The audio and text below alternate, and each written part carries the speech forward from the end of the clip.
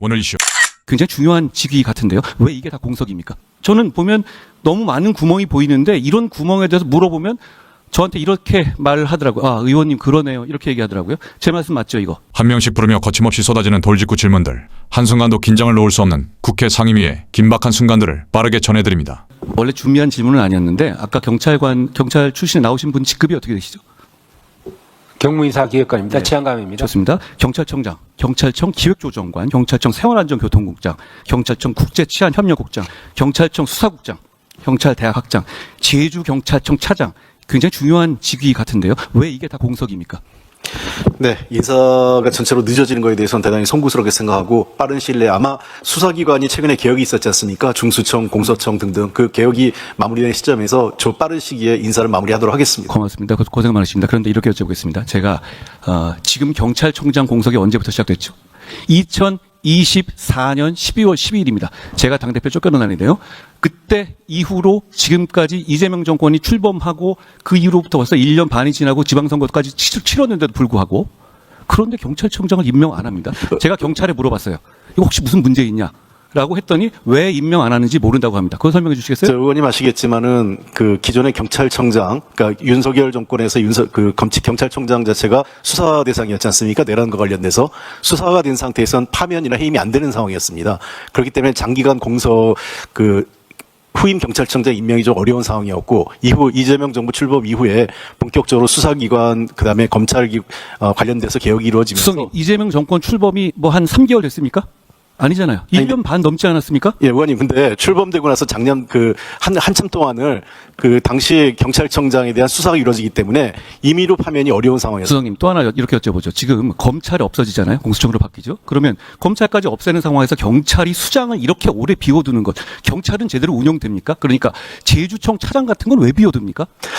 네, 말씀하신 대로 그런 여러 자리 공석에 따른 리더십의 부재에 대해서는 저희들도 매우 송구스럽게 생각합니다만 그러한 경찰 상위 직급의 부재가 이러한 현장에서의 수사력의 어떤 부실함으로 반드시였다고 생각하지는 않습니다. 앞서 총리나 경찰 담당자께서 말씀하신 것과 같이 이 문제에 대해서는 시스템의 부재, 의원님이 지적하신 시스템의 부재가 맞고요. 예. 이것을 해소하는데 최선을 다하도록 하겠습니다. 시스템의 부재를 저는 공감하고요. 저는 이런 일을 했던 사람으로서 대다수 경찰관들이 정말로 열심히 일한다는 걸 알고 있습니다. 저는 경찰을 비하거나 경찰이 개별적으로 일하는 공직자를 잘못했다는 생각을 말씀드린 게 아니에요. 그런데 지금 이 시스템대로라면 이런 식의 암장은 얼마든지 일어날 수 있거든요. 왜냐하면 수사관들은 다 생활인들입니다. 저녁에 술자리하고 갈 필요도 있고 매번 월급 받고 사는 사람들이고 그러면 그중에는 이상한 사람도 있을 수 있습니다. 그런데 그런 이상한 사람을 걸러낸 아무런 시스템이 없었다는 것이 정말 충격적인 것이고 이 사건은 정말 제대로 파헤쳐 주셔야 한다는 점을 제가 경찰 관계자께 말씀드립니다. 법무차관님 오셨죠?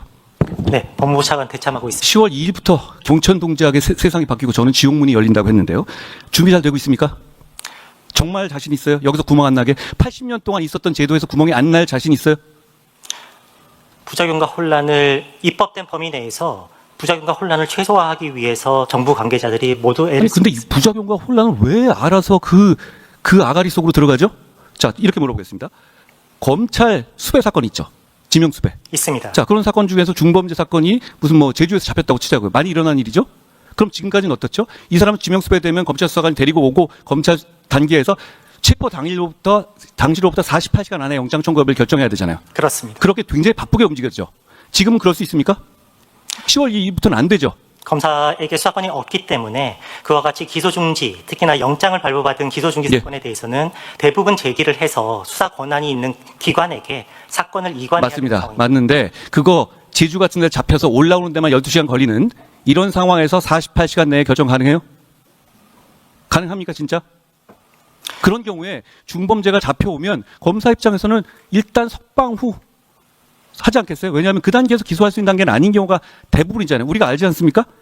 수배는 조사 전 단계에서 내리니까요. 그렇죠? 그러면 그 상황에선 이런 구멍들 저는 보면 너무 많은 구멍이 보이는데 이런 구멍에 대해서 물어보면 저한테 이렇게 말을 하더라고요. 아, 의원님 그러네요. 이렇게 얘기하더라고요. 제 말씀 맞죠, 이거?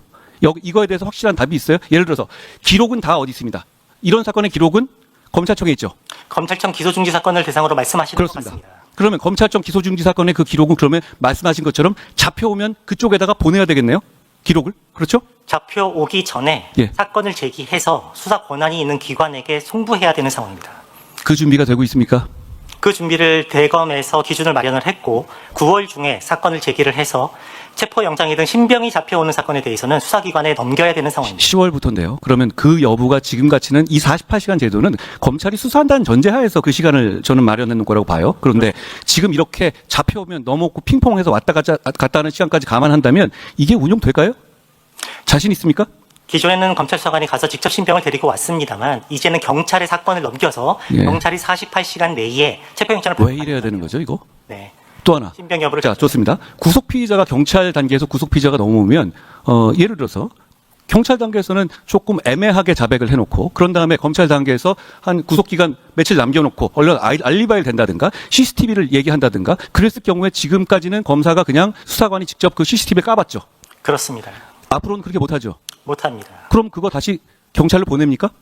지금 사실관계 확인권이라는 제도가 들어와서 그건 나와봤자 피의자나- 증거 능력이 없죠. 네. 하지만 그러면 증거 능력이 없기 그런 때문에 이상은, 예. 보안 수사가 필요한 부분에 대해서는 경찰에 다시 내려보내야 되는 상황입니다. 그렇죠. 그럼 구속 기간은 한정돼 있는데 그럼 구속 기간의 후반쯤에 그런 얘기 나오면 어떻게 해야 되죠? 풀어야 되는 거 아닙니까? 그 부분이 구속제도 운영과 관련해서 사실 우려되는 부분들이 상당히 많은 상황이고요. 그런 부분에 대한 대책이 뭐죠? 우려는 하지 마시고 왜냐하면 법무부시잖아요. 그 부분에 대해서는 첫 번째로는 보안 수사 요구의 형태를 기존에는 경찰에 내려보내는 형태로만 했습니다만 병존적 보안 수사 요구를 활용을 해서 경찰관과 수사 협력을 강화해서 제가 무슨 소리인지 못 알아듣겠습니다. 제가 못 알아들으면 이거는 병존적인 수사협력 체제예요? 그건 그냥 잘해보겠다는 얘기밖에 안 되는데요. 기존에는 검찰에서 사건을 경찰로 내려보냈습니다만 구속기간의 기한 내에 최대한 충실한 사건을 수사하기 위해서 보안이 필요한 부분에 대해서만 사건을 전체로 내려보내지 않고 검찰에서 수사를 하면서 함께 진행을 좋습니다. 검찰에서 검토를 하면서 함께 수사를 알겠습니다. 진행한다는 것입니다. 알겠습니다. 제가 이거 하나만 여쭤보죠. 제가 이준수 차관이 검사 시절에 열심히 일했다는 걸 알고 있습니다. 자, 이렇게 여쭤보죠. 진짜 대통령 사건 공소 취소해도 되는 거예요? 본인 정말 그렇게 생각해요?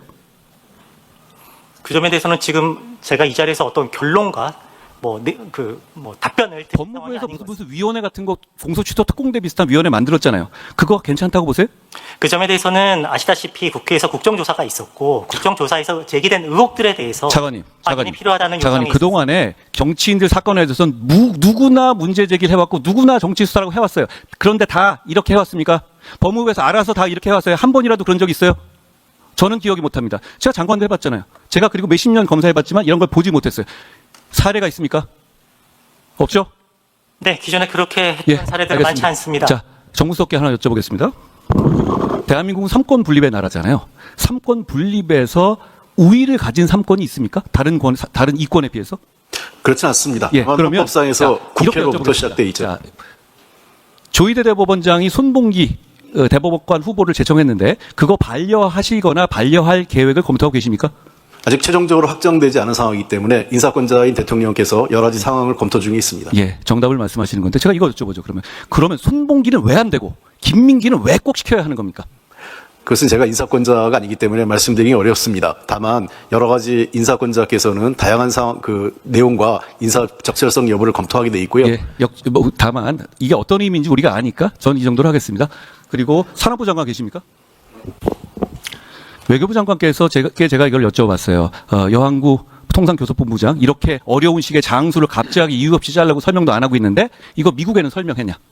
그랬더니 미국에는 아마 산업부 장관이 설명할 거다.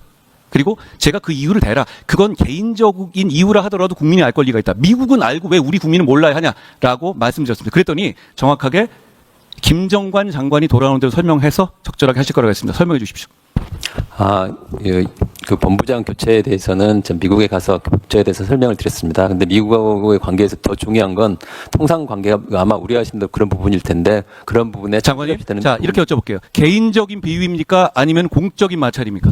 제가 듣기로는 일신상의 이유로 알고 있습니다. 자 그러면 국민들이 많이 이미 보도되고 했다시피 술자리에서 쓴 어떤 비위 같은 겁니까? 이거 대단히 높은 고위직이 갑자기 하루아침에 날아갔어요. 이 정도는 알아야 하신다고요, 국민들께서? 당연히 아실 것 같은데요? 어떻습니까? 구체적인 개인 신상 관련 사항은 확인해드리기가 어렵습니다. 그게 어떻게 개인 신상 상황입니까? 장관이 예를 들어서 성추행 문제로 내려온다면 정부가 비판받아 마땅할 공적 사안이지 그게 그 개인 문제입니까? 어떻습니까?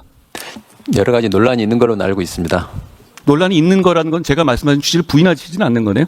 그게 뭐 사실관계라든지 여러 부분에서 논란의 이유가 있기 때문에 지금 답변드리기는 어렵습니다. 예, 외교부 장관께 여쭤보겠습니다. 미국이 지금 트럼프 대통령이 말하고 이런 뉘앙스들이 보면 북한에 대한 비핵화를 사실상 포기한 것 같은 뉘앙스를 보이고 실제로 북미 대화를 위해서 북한 비핵화의 포기와 완전한 비핵화의 포기와 주한미군 감축까지도 할 수 있다라는 분석이 미국에서 오늘 나왔습니다. 자, 실제로 이런 상황입니까? 미국 어디에서 그런 게 나왔습니까? 보도가 됐습니다. 자, 그럼 다시 어디 나오는지 빼고요. 그럼 그런 상황입니까? 아닙니까? 그건 아닌 것으로. 그럼 미국도 아직도 완전한 비핵화 목표를 바꾼 게 없습니까? 그것을 지금 트럼프 대통령의 트루 소셜 메시지 이후에 종합적으로 검토하고 있다고 보고를 받았습니다. 아니, 검토가 아니라 저는 답을 원하는 거죠. 검토를 바라는 게 아니고 다시 한번 여쭙겠습니다. 그러면 그렇게 돼서 미 대통령이 비핵화 포기냐고 물으니까 그 얘기는 하고 싶지 않다 이렇게 답했죠? 기자들에게? 미국 대통령은 그렇게 답을 했고 저희들이 그럼 미국 대통령의 입장이 미국의 입장이 아닙니까? 네, 그건 이슈에 따라서 담당자가 다 다르고 담당하고 있는 기관이 다 다르고 또 때로는 미국의 입장이- 대통령 아닙니까? 글쎄 미국의 대통령이 요즘 그렇습니다. 잘 아시는 바와 같이. 자, 정동훈 장관께 여쭤보겠습니다. 예, 지금 북미 대화가 대단히 중요하고 종전선언에 대해서 대단히 큰 사명감을 갖고 계시는 것을 알고 있습니다. 제가 그 뜻은 존중합니다만 그런데 북미의 대화가 어떤 미국의 국내적 상황 때문에 급진전해야 되는 목표는 핵 없는 한반도라는 궁극적 목표를 갖고 있습니다. 그런데 달리는 자동차를 후진시키기 위해서는 일단 멈춰야 합니다. 핵 자동차가 달리고 있는데 일단 북핵 우선 중단, 그 다음에 감축 협상, 그리고 장기적으로 비핵화, 이것이 우리가 갖고 있는 로드맵입니다. 우리 의원님께서 그렇게 추정을 예측을 하십니다만 아직 그렇게 예단할 단계는 아니라고 생각합니다. 종합적으로 한반도의 평화와 안정에 도움이 되는 방향으로 노력한다는 것이 우리 정부의 입장입니다. 구멍 뚫린 시스템을 보고도 침묵하시겠습니까? 속 시원한 비판에 동참하신다면 구독과 좋아요를 꾹 눌러주세요.